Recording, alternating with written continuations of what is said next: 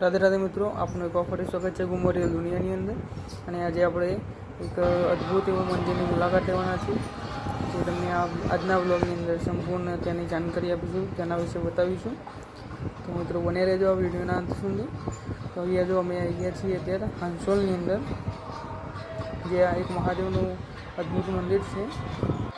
અને આ મહાદેવના મંદિરને રણમુક્તેશ્વર મહાદેવનું મંદિર તરીકે ઓળખવામાં આવે છે. અને અહીંયા આજુબાજુના રહેવાસી લોકો અહીંયા સેવા કરવા આવતા હોય છે. આ તમે અત્યારે મંડપ જે બાંધેલો જોઈ શકો છો, તો તમે એનાથી જ ખબર પડે છે. અહીંયા અત્યારે પ્રસાદીની પણ સુવિધા છે. અને અત્યારે ચૈત્રી નવરાત્રિ ચાલી રહી છે. તો અહીંયા ચૈત્રી નવરાત્રિના પાછળથી નોમ સુધી અહીંયા તમને ફ્રીમાં જમવાનું મળી રહેશે 2 ટાઈમે. અને અહીંયા તમે જોજો, આગળ તમે બતાવીશું આ બ્લોગની અંદર કે અહીંયા નાના બાળકોથી લઈ મોટા જે વૃદ્ધ બધા છે તે લોકો અહીંયા પણ સેવા કરવા આવે છે. અને આ તમે જે લાકડાની થપ્પી જોઈ રહ્યા છો એ અહીંયાની ભોજન બનાવવા માટે ઉપયોગ લેવામાં આવે છે. અહીંયા કોઈ ગેસ દ્વારા નહીં, પણ એક ચૂલા ઉપર જ જમવાનું બનાવવામાં આવે છે. અને આ જે બાજુમાં જે મંદિર બળિયાદેવનું મંદિર છે, ત્યારબાદ અંદર મહાદેવનું મંદિર છે. અને અત્યારે ભજન કીર્તન ચાલી રહી હતી, તેનો પણ તમે લાવો લેજો અત્યારે બ્લોગની અંદર.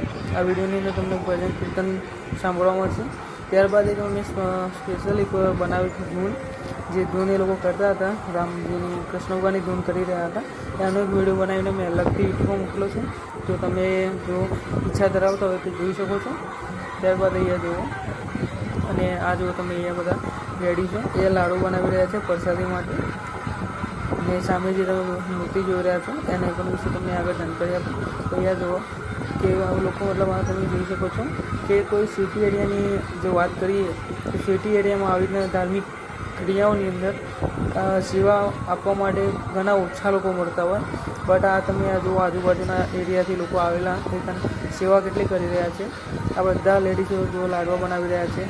ત્યારબાદ ત્યાં જેન્ટ્સ લોકો છે જે લાડવાનો જે માવો બનાવવાનો હોય એ બનાવી રહ્યા છે તે જે અંદર મશીનની અંદર. તો લોકો અહીંયા પૂરેપૂરી સેવા આપવાનો પ્રયત્ન કરી રહ્યા છે. તથા બાળકો પણ અહીંયા જુઓ તમે ધૂન ચાલી રહી છે, એટલે પરમ શાંતિનો અહીંયા અનુભવ થશે તમને. તમે આવતા હોય તો જરૂર આવજો. તમે મોબાઈલમાં મેપ પર સર્ચ કરશો તો પણ તમને લોકેશન મળી જશે. તમને ના મળે તો મને ઇન્સ્ટાગ્રામ પર તમે મને મેસેજ કરી શકો છો, તો તમને ત્યાં પણ લોકેશન આપીશું. અને આપણા જો ઇન્સ્ટાગ્રામ પર તમે જોઈન ના થયો હોય, ફોલો ના કર્યો હોય તો આવી જજો. આપણા ગુમોરિયલ દુનિયા વિથ કરીને ઇન્સ્ટાગ્રામ આઈડી છે આપણી, તેની અંદર પણ તમે મેળવી શકો છો. ત્યારબાદ અહીંયા જુઓ તમે, અહીંયા પૂરેપૂરું સેવાભાવથી લોકો આવ્યા છે, બેસે છે અને સેવા કરી રહ્યા છે, ભજન કીર્તન કરી રહ્યા છે, પ્રભુનું નામ લઈને શાંતિથી જીવન જીવી રહ્યા છે. મતલબ અહીંયા જુઓ તમે, અહીંયા મોટા મોટા આપણે જે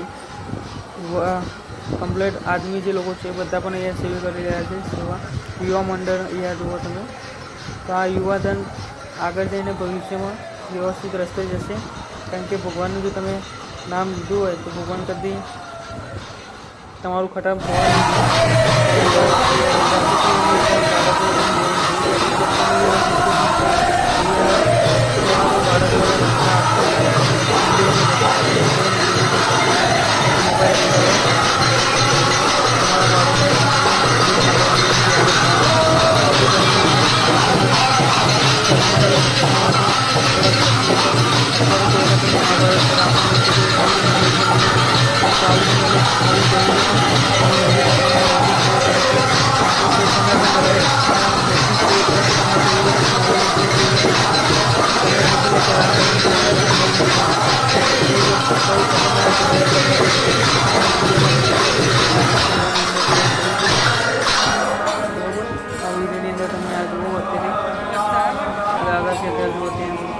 ત્યારબાદ અહીંયા અમે મહાદેવના અભિષેક કરવા જઈશું. પાણી અહીંયા તમારા લોટાની પર સુવિધા છે, જેમ જમવાનું મૂકેલા છે. તો તમે ઘેરથી એમને પણ આવતા હોય દર્શન કરવા જઈશે તો કે તમે અહીંયા તમે અભિષેક તો કરી શકો છો આરામથી. અહીંયા અમને પાણી લઈને પછી મહાદેવને અભિષેક કરવા જઈશું. જોવા તમે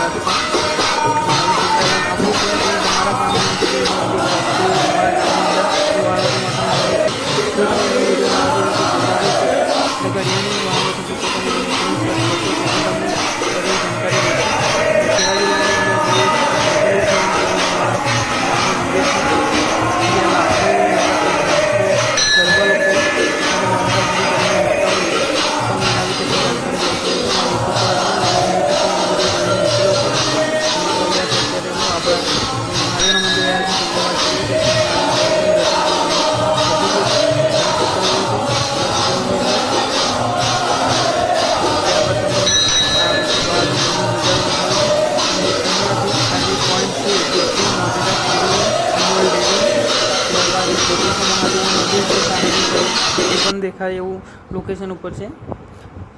અને આ જુઓ તમે અત્યારે ભોજન ચાલુ થઈ ગયું છે અને અહીંયા ભોજન બપોરના 12-1 વાગે ચાલુ થાય છે અને 3 વાગ્યા સુધી ચાલુ હોય છે. ત્યારબાદ સાંજે 5 વાગે ચાલુ થઈ જાય મતલબ, અને પછી રાત્રે કોઈ કેટલા 11-12 વાગે થાય એવું મને કહેતા હતા એ લોકો એ પ્રમાણે. અને ત્યારબાદ સોમવાર અને ગુરુવારનો અહીંયા ભોજનની સુવિધા હોય છે. અને ત્યારબાદ જો હનુમાન જયંતિ હોય, રામનવમી હોય, આવા જ્યારે દિવસ હોય છે ત્યારે પણ આવી રીતના પ્રસાદીની સુવિધા અહીંયા કરવામાં આવે છે. અને મિત્રો અહીંયા જો તમે પ્રસાદી ગ્રહણ કરી રહ્યા કોઈ બી જગ્યાએ પ્રસાદી ગ્રહણ કરી રહ્યા હોય તો અહીંયા અમે હવે પ્રસાદી ગ્રહણ કરવા માટે જઈ રહ્યા છીએ. અને આ થાળી અમે લઈ લીધી છે કૌશિકભાઈએ. પ્રસાદી છે ભગવાનની. પ્રસાદીનો અર્થ ભગવાન પ્રસાદી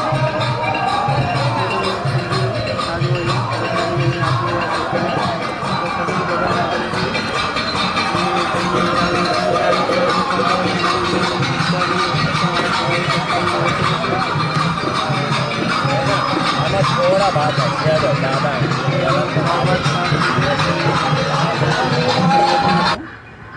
અને આ જો આ તમે કીધું છે કોટેશ્વર મહાદેવ મંદિર, એ કોટેશ્વર મહાદેવ મંદિર છે. આ સાઈડ અમૂલ ડેરી છે અને ત્યારબાદ પેલી સાઈડ મોઢ